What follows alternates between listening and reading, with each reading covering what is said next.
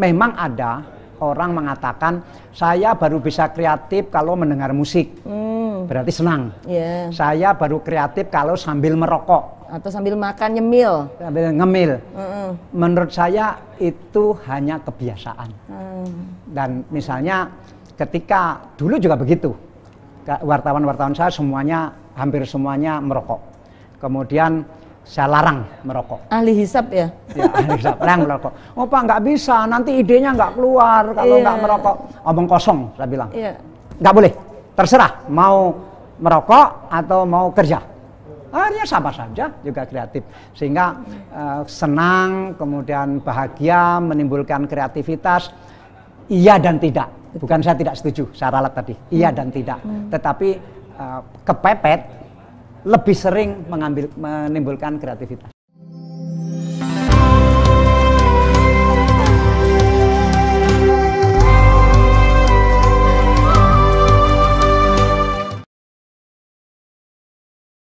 Pemirsa televisi dan juga para pendengar radio dimanapun Anda berada yang dirahmati oleh Allah Subhanahu wa Ta'ala, syukur alhamdulillah kita kembali dipertemukan dalam program Ngabuburit Online Ramadan 1441 Hijriah langsung dari Masjid Nasional Al-Akbar Surabaya.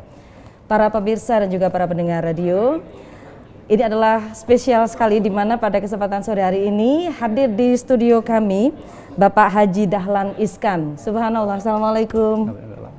Abah, sehat nggih? Amin, amin. Alhamdulillah selalu sehat. Alhamdulillah. Senang sekali dan ini benar-benar spesial di mana nanti kita bersama-sama akan sharing dengan beliau bagaimana kita menghadapi kondisi seperti ini dan tetap kreatif di saat terjepit, begitu ya Bapak. Dan sudah hadir dan mengikuti ngaji online kita pada sore hari ini para pemirsa yang ada di rumah, kemudian para pendengar radio dan juga ini adik-adik dari Remaja Masjid Nasional Al-Akbar Surabaya.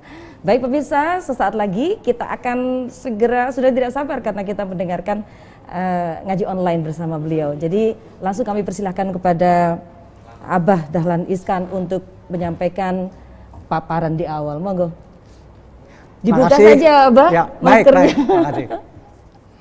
Para pemirsa televisi dan pendengar radio dimanapun Anda berada, Assalamualaikum warahmatullahi wabarakatuh. Waalaikumsalam warahmatullahi wabarakatuh.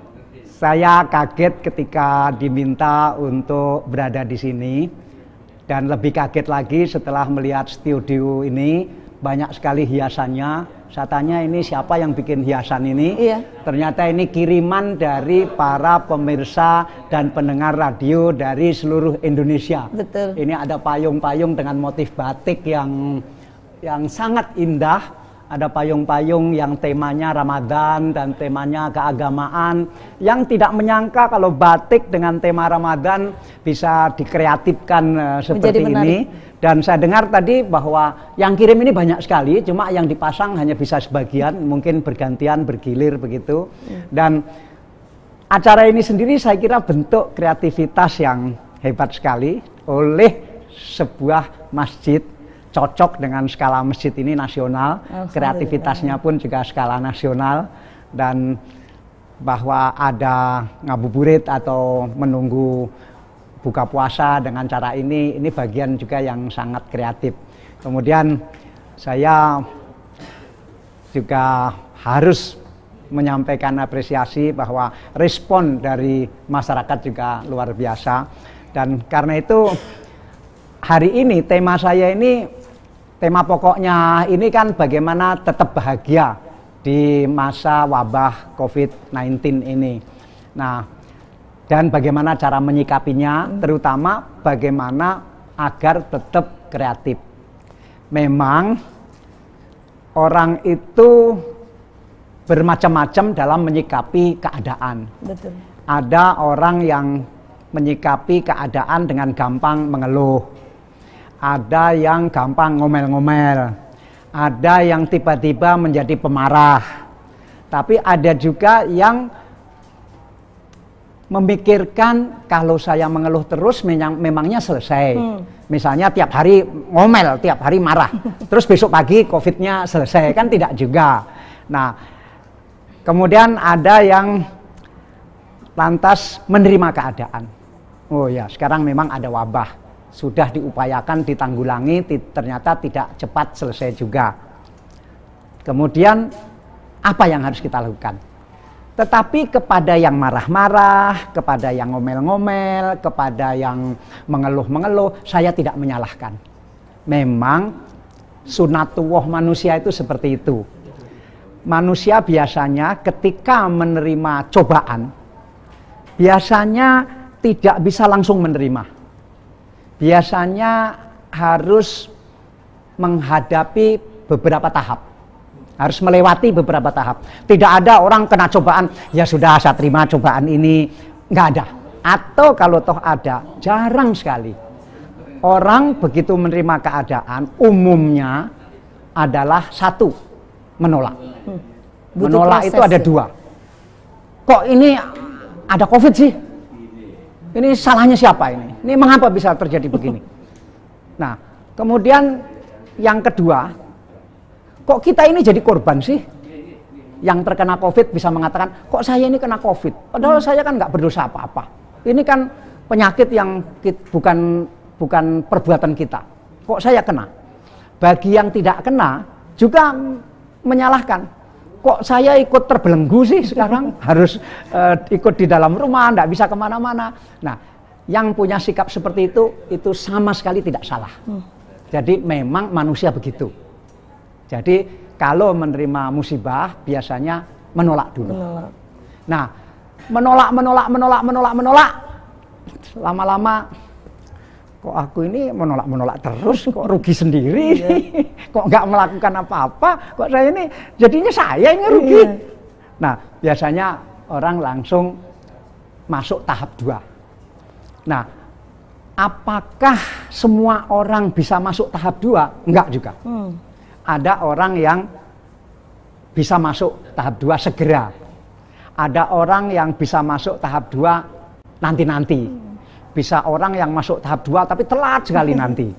Tapi tetap ada yang tidak bisa masuk tahap 2. Tetap ngomel-ngomel, tetap mengeluh-mengeluh, tetap tidak mau terima bahwa mengapa ini ada COVID. Nah, terserah. Yang jelas, bagi yang tidak bisa menerima, dan bagi yang terus ngomel-ngomel, bagi yang terus mengeluh, rugi sendiri. Betul. Hanya itu aja. Jadi silahkan mengeluh terus, silahkan ngomel-ngomel, tapi rugi sendiri. Lebih baik segera masuk tahap 2, yaitu menerima keadaan. Nah, ya sekarang sudah. Pertanyaannya adalah bagaimana agar kita secepat-cepatnya bisa masuk ke tahap kedua? Memang tipe orang ada yang mau cepat-cepat, ada yang mau lambat-lambat. Tapi paling tidak bisa diminimalisir. Itu caranya seperti apa, Pak? Kreativitasnya di mana itu? Ya, itu yang harus dilatih. Dan lingkungan juga ikut membantu. Karena itu ketika masjid ini mengadakan acara ini, saya kira ini sangat membantu membawa orang dari tahap 1 ke tahap 2. Nah, setelah menerima, ya sudah ini memang harus diterima. Sudah kita lawan juga nggak bisa, sudah kita omeli juga nggak bisa, sudah kita ngeluh juga bisa. Maka diterima. Setelah kita menerima, baru kita siap untuk masuk tahap 3. Tahap 3 adalah mau berbuat apa. Nah, mau kreatif, mau tetap tidak kreatif, mau tidur terus, sudah nggak ngomel-ngomel lagi. Kan sudah menerima. Betul. Tahap ini sudah tahap menerima. Jadi tahap menolak, tahap 1, tahap 2 menerima, tahap ketiga berpikir mau berbuat apa. Nah, ketika berpikir mau berbuat apa inilah tentu orang semua tahu bahwa semakin kreatif semakin menghasilkan. Kan orang kan juga akhirnya tahu bahwa dia harus menghasilkan sesuatu. Nah, saya saja sebagai contoh ya, saya tentu juga menolak tahap pertama, tetapi tidak lama. Saya cepat sadar bahwa setiap ada musibah pasti semua orang menolak. Dan ini adalah hukum sunatullah. Karena itu saya sadar, oh iya ini semua orang menolak ya, saya nggak boleh begitu.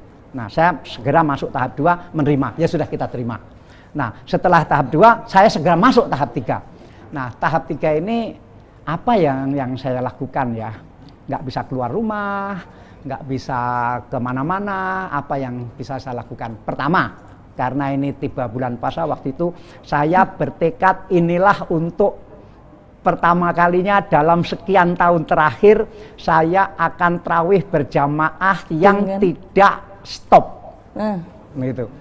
Dulu ketika saya sibuknya luar biasa, terus terang aja tarawih itu kan sunnah, begitu. Tarawih itu kan sunnah, dan kadang-kadang juga sendiri saja, begitu. Tapi karena sekarang di rumah, saya mau bikin sejarah.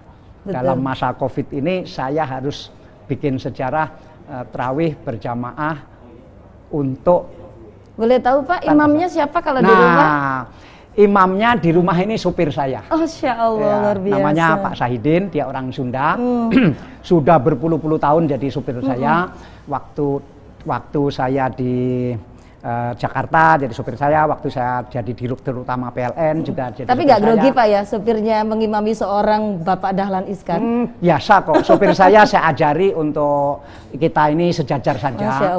Misalnya ketika dia nyupir, saya selalu duduk di depan, saya tidak pernah duduk di belakang. Kemudian sebetulnya dia sudah tidak supir lagi karena banyak urusan saya. Dia juga yang menyelesaikan, dia yang menelpon orang, dia yang menjawab pertanyaan orang tentang saya, dan bahkan mungkin dia lebih pede karena dia lebih ganteng dari saya. Oh, begitu. Lebih muda, lebih ganteng. Pernah waktu di acara televisi, saya diminta mengaku, Pak Dahlan, di TV Indosiar rasanya waktu itu. Presenternya usil sekali. Pak Dahlan, kalau suruh membandingkan Pak Dahlan dengan supirnya ganteng mana? Nggak boleh bulet-bulet, harus dijawab tegas, ganteng mana? Ya saya terpaksa harus ngomong, ganteng supir saya. Tapi terpaksa ya Pak? Nggak, memang dia lebih ganteng dari saya. Dan dia bacaannya juga bagus, dan saya pengen memang dia tidak supir. Jadi imamnya supir, kemudian makmumnya saya dan istri dan Pak Man namanya, tukang kebun kami. Nah, tetapi sesekali seperti tadi malam, itu malam minggu, semua cucu ada di rumah, cucu-cucu semua ikut tarawih berjamaah di situ. Gitu. Sesekali Bapak lah imamnya ya? Ya, sesekali, tetapi sepanjang saya kan, kalau saya imam kan tidak aneh lagi. Oh iya, begitu iya, kan. Sebelum COVID ini kan saya selalu imamnya. Misalnya kalau maghrib ya saya imamnya. Kalau subuh saya imamnya. Selalu menarik pokoknya membicarakan atau membahas tentang seorang Bapak Dahlan Iskan. Banyak orang di luar sana bertanya-tanya seperti apa ya kira-kira apa yang seorang Pak Dahlan Iskan yang biasanya dalam tanda kutip pada saat tidak COVID itu seperti itu. Nah sekarang kalau COVID gimana ya gitu. Makanya syukur alhamdulillah beliau bisa hadir ya pemirsa dan juga para pendengar radio dimanapun Anda berada. Beliau hadir secara pribadi. Boleh Bapak dilanjutkan apa yang ingin disampaikan lagi? Kemudian siang hari apalagi ya yang bisa kita buat sejarah. Jadi manfaatlah COVID ini supaya bersejarah. Ngaji Pak, ngajinya gimana Pak ngaji? Al-Quran? Ngaji habis subuh. Istri kemudian bacaannya bagus sekali. Istri saya ini orang Banjar, yang bacaan Qurannya suaranya juga bagus. Kalau nyanyi juga bagus. Jadi kalau baca Quran juga suaranya pasti bagus. Nah kemudian siang hari, pagi setelah subuh, artinya pekerjaan-pekerjaan di rumah selesai, saya tetap olahraga. Olahraga saya senam itu selama 1,5 jam. 1 jam kalau masa puasa ini, kalau sebelum puasa 1,5 jam. Nah itu lagunya macam-macam, ada lagu India, lagu Arab, lagu dangdut, lagunya Buju Anyar, Gangnam Style dulu saya pernah sama Bapak itu. Gangnam Style dulu. Apa saja ada lagunya di situ. Nah kemudian siang saya harus istirahat. 1 jam tidur karena malam kan kurang tidur. Nah kemudian habis bangun tidur siang saya mengajar, dan ini sejarah baru juga bagi saya.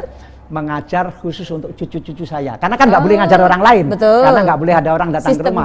Tapi cucu saya nggak ngajar datang ke rumah karena rumahnya berdekatan.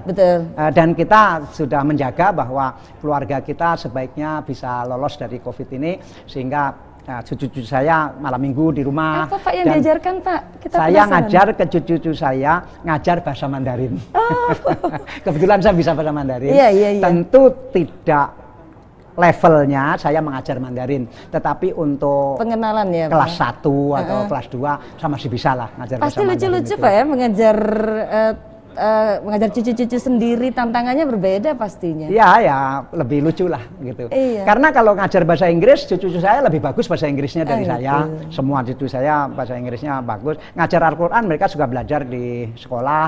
Ngajar matematika mereka juga sudah belajar di sekolah. Yang belum ada di sekolah apa ya? Oh, bahasa Mandarin yang kira-kira ke depan ini penting. Saya ngajar Mandarin untuk cucu-cucu saya. Ini sudah hari ke 23. Pak, izin berapa cucunya sekarang, Pak? Cucunya 6.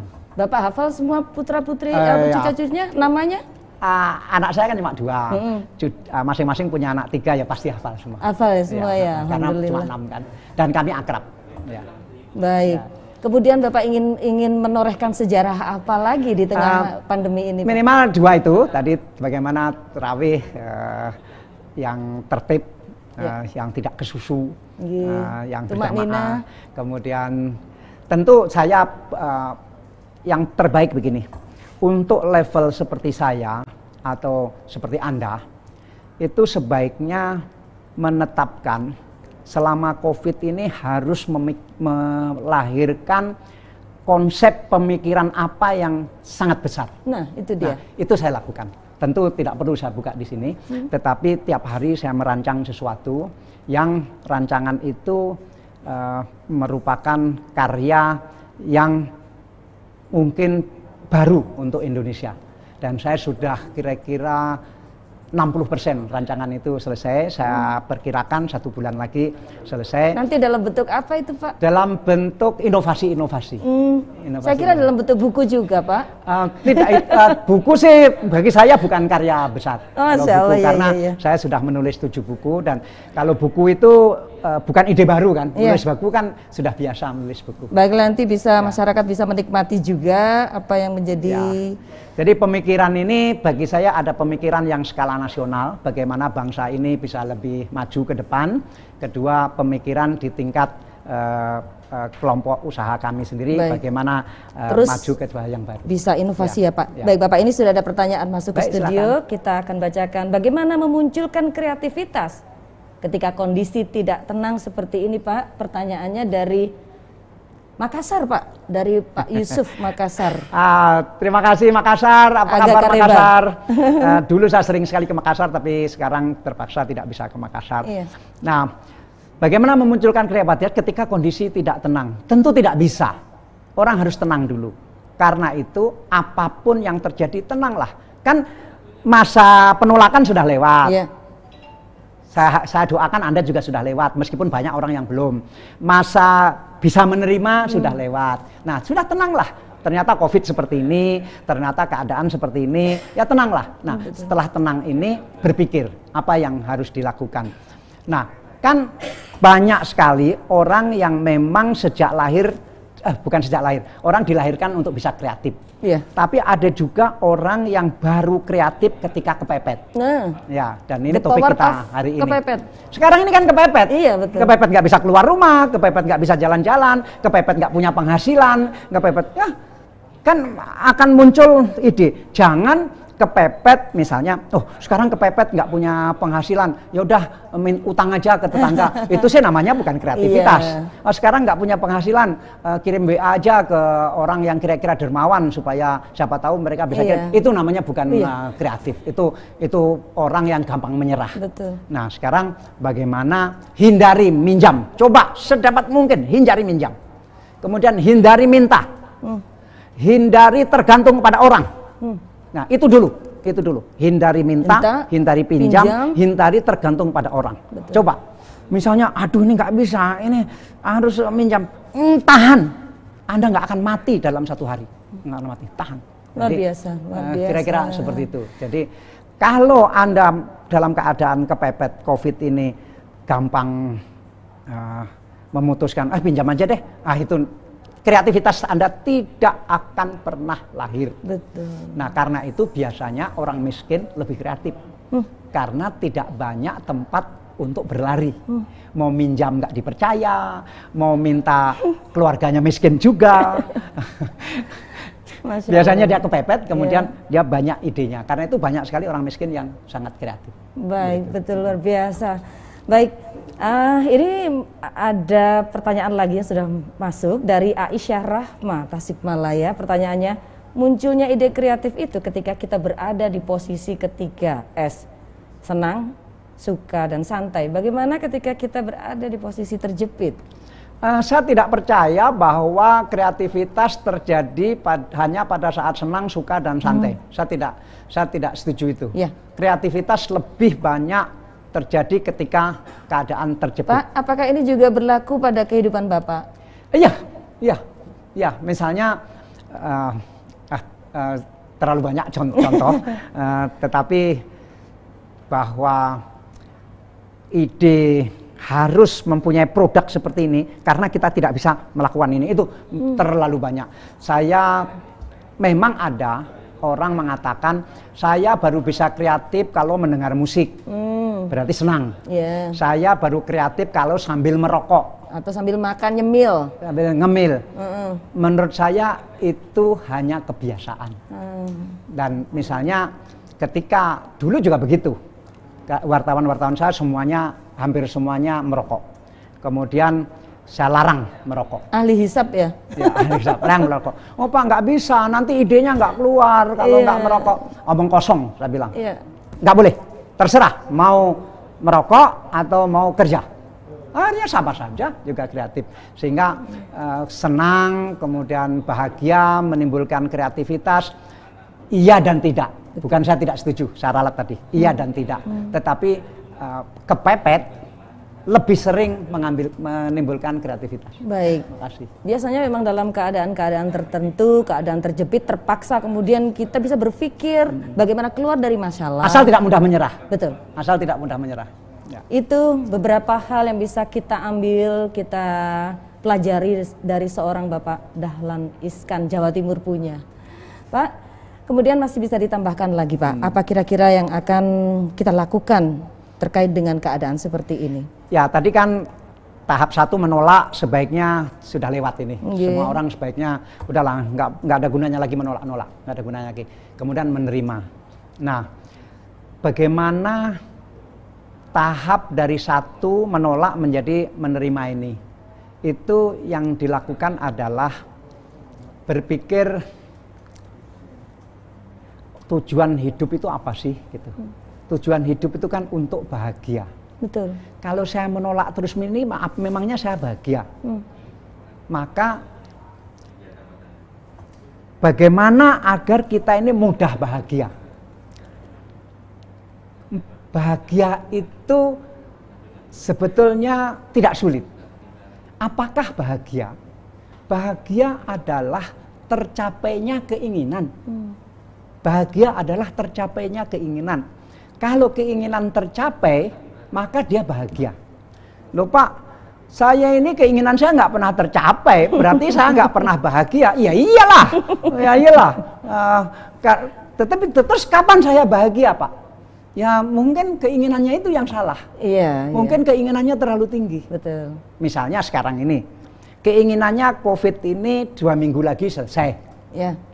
Itu namanya keinginan yang terlalu tinggi. Dulu boleh. Dan pasti tidak bahagia. Dan dia nggak bahagia ketika 2 minggu lagi COVID nggak selesai, ya nggak bahagia. Karena itu yang baik adalah taruh keinginan itu yang masuk akal. Yang kira-kira bisa sesuai dicapai. Nah, bahwa ada keinginan berikutnya, itu jangan dijadikan keinginan. Itu jadikan saja mimpi. Jadi bedakan antara mimpi dan keinginan. Nah, pemirsa, bedakan mimpi dan keinginan. Dan kita harus memiliki pemikiran bahwa ada 3 tahap itu. Nah, saya ralat. Bedakan mimpi, cita-cita, dan keinginan. Mimpi, cita-cita, dan keinginan. Nah, yang paling dekat adalah keinginan. Yang paling dekat. Yang sejauh sedikit adalah cita-cita. Yang lebih jauh lagi adalah mimpi. Jangan dicampur mimpi dengan keinginan, rusak nanti dan tidak akan pernah bahagia. Oke lah, saya mimpi jadi presiden misalnya, atau saya mimpi bisa, misalnya sekarang dia buruh harian misalnya, kan nggak mungkin naik haji kan. Saya mimpi naik haji. Boleh ya Pak? Boleh. Tetapi jangan dijadikan keinginan dulu. Jadikan mimpi dulu. Nanti setelah kemampuan kita meningkat, mungkin diturunkan dari mimpi ke cita-cita. Setelah kemampuan kita meningkat lagi, diturunkan lagi dari cita-cita ke keinginan. Nah, yang sekarang ini adalah keinginan. Keinginan kita apa? Keinginan kita adalah kita mencapai sesuatu. Dan apakah sesuatu itu bisa dicapai di masa COVID ini? Kalau kira-kira nggak bisa dicapai, batalkan keinginan itu, ganti keinginan yang lain. Daripada tidak bahagia Dan tidak realistis, ganti. Nanti setelah COVID lihat lagi, apakah keinginan dulu itu sudah waktunya sekarang. Nah, sekarang cita-cita sajalah. Sekarang saya tidak jadi keinginan ini karena keadaannya tidak memungkinkan saya mencapai keinginan ini. Maka simpan dulu ini di rak cita-cita, di rak cita-cita. Kemudian yang keinginan ini aja dulu yang dikejar, begitu. Nanti setelah COVID lewat, kita buka lemari cita-cita ini, ada cita-cita apa saja di situ. Dilihat lagi mana yang sudah bisa ditingkatkan menjadi keinginan, begitu. Ya, saya kira begitu. Wah, itu ada lagi. Biasa. Baik, kembali ada pertanyaan dari Muhammad Hussein. Ini pertanyaannya adalah saat COVID-19, anak-anak berkumpul di rumah, bagaimana pendidikan anak agar tidak bandel dan menurut dengan orang tua? Ini bagian tersulit, terutama bagi ibu-ibu. Pertanyaannya sederhana, tapi jawabannya luar biasa. Ya, pertanyaannya luar biasa, bukan luar biasa ini. Ini ibu-ibu sekarang ini pusing, stres, menantang, stres. Tetapi kalau bisa melewati, luar biasa. Kalau bisa melewati masa ini, ibu-ibu bisa jadi bapak-bapak. Nah, adalah gimana itu? Nah, inilah kesabaran diuji luar biasa menghadapi anak-anak, terutama yang masih kecil-kecil. Tetapi harapan saya adalah jangan, wahai para ibu, ya, siap. Wahai para bapak, siap. Jangan lagi menganggap anak-anak Anda seperti orang tua Anda dulu menganggap Anda ketika Anda anak-anak. Ya. Itu kunci pertama. Jangan sampai ingat, dulu bapak saya begini, dulu ibu saya mengginikan saya, bukan begini, mengginikan saya. Sekarang balik, dulu saya bapak saya mengginikan saya, maka saya akan mengginikan anak saya. Iya. Stop. Minta maaf, stop. Jangan lagi seperti itu. Iya. Yang terbaik sekarang ini adalah menganggap anak-anak sebagai teman. Udahlah, anggap anak-anak sebagai karena teman. zamannya memang menuntut untuk seperti itu. Iya. Dan jangan underestimate kepada anak-anak. Anak-anak ini sebetulnya pemikirannya tidak sekecil yang kita sangka. Betul. Kalau kita ajak ngomong yang ilmiah, dia bisa menangkap. Jangan, mungkin karena uang kita ini kan paling tinggi berapa? 100.000 kan ya? Uang kita, lembaran uang itu 100.000. Anak-anak TK diajari menghitung sampai berapa? Aku lupa. 10. Sampai 10? Iya. Anak-anak SD diajari menghitung, kelas 1 SD diajari menghitung sampai ratusan.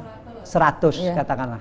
Nah, ini di anak TK tiap hari diajar menghitung hanya sampai 10. Tetapi tiap hari dia bergaul dengan angka 100.000. 50.000. Kontradiktif. Dan dia mengerti. Iya. Dan dia mengerti. Jadi jangan anggap anak-anak seperti anak-anak. Anggap sebagai teman. Sudahlah. Baik. Tentu ada bapak atau ibu yang merasa wibawanya menurun kalau tidak dihormati oleh anak. Yeah. Tentu menganggap wibawanya jatuh. Yeah. Lupakan itu. Yeah. Lupakan karena itu gengsi. merasa. Ya. Betul, Lupakan gengsi, lupakan wibawa. Karena ini di depan anak-anak sendiri. Yeah. Perlakukan anak-anak sebagai teman, itu yang terbaik. Ya, terbaik. pada kondisi Dan sekarang. itu akan mengurangi stres ibu-ibu. Betul. Diajak guyon aja lah. Bandel-bandel dilawan dengan bandel juga, artinya diajak guyon, diajak. Pokoknya aja lah, dipeluk. Ya, nanti dia akan meniru apa kelakuan orang tuanya. Betul. Jadi ibu-ibu, bapak-bapak, terutama bapak-bapak adalah sosok yang paling diidolakan oleh anak-anak. Jangan sampai bapak-bapak tidur terus, nanti anaknya tidur terus. Dan otak itu, dan pikiran seperti itu masuk dalam otaknya, dan ketika dewasa pun masuk kepada otaknya. Dia tidak akan hilang. Jadi kalau bapak-bapak sekarang harus kreatif, harus kerja keras, bukan saja itu baik, tetapi karena juga akan menjadi mimpi Teladan, bagi anaknya. betul. Bahwa bapak saya seperti itu dulu. Anak selalu meniru apa yang dilihat. Saya saja misalnya sekarang puasa, tapi senam 1 jam. Ada yang bilang, Pak puasa-puasa kok senam. Saya ingat bapak saya. Waktu saya kecil, bapak saya jam 6 pagi itu sudah mencangkul di sawah sampai jam 10 malam, jam 10 siang tanpa pakai baju. Diterik matahari mencangkul puasa. Kemudian tengah hari pulang dari sawah. Itu bapaknya bapak ya? Iya, bapak. Luar biasa. Tengah hari pulang tidur, kebetulan rumah kami kan lantainya itu tanah. Tidak ada mester, sampai tidak ada sekarang, semen. Pak? Enggak dulu, waktu saya kecil, Sehingga bapak saya barangkali tidurnya, dijadikan untuk kenang-kenangan, tidak diapa-apakan gitu. Sehingga bapak saya tengah hari itu habis capek dari sawah itu tidur di atas tikar dan tidurnya itu melumah, telentang, dan saya lihat saya tidak akan lupa. Saya masih kecil waktu itu, tapi tidak akan lupa bagaimana perut bapak saya itu hampir mepet ke punggungnya karena laparnya, karena lelahnya itu. Tapi bapak tidur nyenyak sekali. Kemudian nanti nanti duhur, setelah duhur kemudian ngaji. Setelah ngaji jam 4 itu setelah asar ke sawah lagi. Tapi tidak menyangkul, tapi masih bekerja lagi. Sehingga apa artinya saya senam 1 jam ini dibanding bapak saya yang puasa mencangkul di bawah terik matahari. Dan itu sehat. Dan sehat. Jadi pokoknya para ayah, para ibu, anak-anak Anda akan melihat bagaimana Anda sosok yang menjadi idola. Baik. Biarpun orang tuanya itu pegawai rendahan, anaknya tetap akan mengidolakan orang tuanya. Tidak mengidolakan siapa? Presiden, tidak Betul. mengidolakan menteri, tidak mengidolakan siapa. Dia akan melihat ayahnya. Melihat ayah. Baik. Terima kasih Bapak. Ini ada pertanyaan lagi dari Abid Naura. Pertanyaannya, Bapak Haji Dahlan Iskan minta dicontohkan bagaimana kreatif yang menghasilkan di musim COVID-19 ini yang semua ekonomi serba mati suri, agar bisa melakukan yang Bapak anjurkan, tidak hutang dan juga tidak minta-minta. Ya, percayalah bahwa rezeki ini ada di mana-mana. Percayalah bahwa Tuhan memberi hidup juga memberi rezeki. Dan berbuatlah. Misalnya saya punya teman seorang ibu yang sama sekali tidak mengutang. Dia dulu jualan jilbab. Tempat jualannya itu digusur. Kemudian dia ke pasar. Dia pengen tahu harga-harga di pasar. Dia punya, tentu sekarang semua orang punya handphone, dia foto itu harga-harga. Dia kirim ke teman-temannya, ke tetangganya, ini loh di pasar yang saya kunjungi ada barang ini harganya sekian. Ternyata dia bisa dapat uang, bisa dapat pesanan. Betul. Hanya sesederhana itu. Kemudian tetapi yang bisa dilakukan sekarang ini hanya 2, jasa dan jual beli. Jasa dan jual beli. Jual beli ini tahu apa saja yang bisa dilakukan. Saja dijual. Apapun. Handphone ini penuh dengan dagangan. Ya. Sekarang jasa ini banyak sekali. Yang guru yoga mengajar yoga, guru ngaji mengajar ngaji.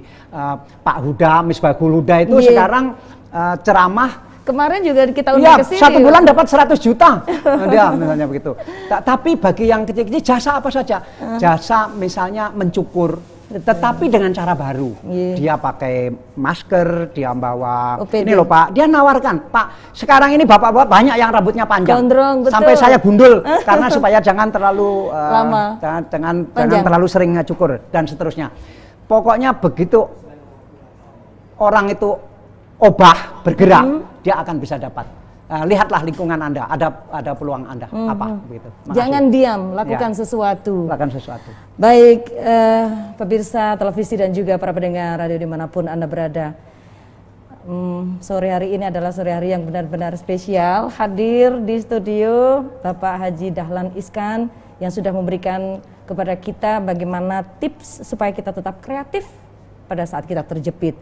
Kemudian beliau juga sekilas menceritakan bagaimana kegiatan beliau dan goal-goal selama COVID ini ada. Baik pemirsa, terima kasih atas kebersamaan kita dan kita kembali ke Bapak Dahlan Iskan untuk closing statement, silakan. Saya biasanya tidak memberikan closing karena semua tadi sudah closing. Karena saya tidak mau mendikte para pemirsa dan pendengar radio, terserah Anda. Tapi kalau Anda mudah menyerah, kreativitas itu tidak keluar. Kalau Anda mudah hutang, kreativitas itu tidak keluar. Kalau Anda mudah minta-minta, kreativitas itu tidak akan keluar. Tentu ada masa bahwa mungkin akan sakit dulu ketika memaksa diri tidak ngutang, memaksa diri tidak minta. Tentu belum, kan tidak langsung menghasilkan. Yeah. Nah, ini ada masa yang sakit sekali. Masa sakit ini Anda lakoni. Anda lakoni masa sakit ini. Seperti juga masa patah hati ya, Pak? Ya, sampai tidak tertahankan lagi sakitnya. Jangan sakit sedikit sudah menyerah, sakit sedikit sudah menyerah. Makasih. Nah, ya. Itu closing yang cantik sekali, Pak. Baik pemirsa, itulah tadi sharing kita, pertemuan kita, dialog kita bersama dengan seorang tokoh besar Jawa Timur. Bahkan beliau tidak hanya seorang tokoh besar Jawa Timur, tapi tokoh dunia yang sudah membagikan bagaimana kita tetap kreatif di masa-masa sulit seperti sekarang ini. Terima kasih atas kebersamaan kita. Kita kembali esok bertemu. Mudah-mudahan saya Nurcita Komariah undur diri. Wallahu muwaffiq ila aqwamit thoriq. Wassalamualaikum warahmatullahi wabarakatuh.